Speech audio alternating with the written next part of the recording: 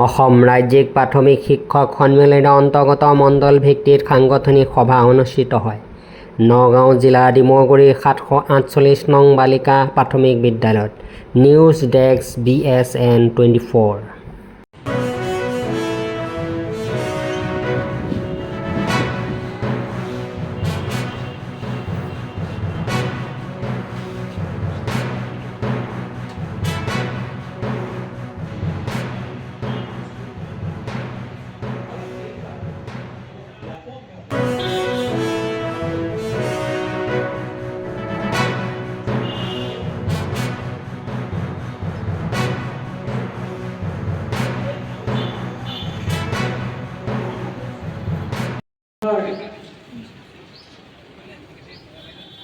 আমাৰ সভাপতি ডাঙৰীয়া, অসম ৰাজ্যিক প্ৰাথমিক শিক্ষক সন্মিলনীৰ সম্পাদক ডাঙৰীয়া, নগাঁও মহকুমাৰ প্ৰাক্তন সম্পাদক হক ছাৰ আৰু বৰ্তমান আজি 9টা মহকুমাৰ ইয়াত উপস্থিত সম্পাদক, সভাপতি ডাঙৰীয়া আৰু ৰাজ্যিক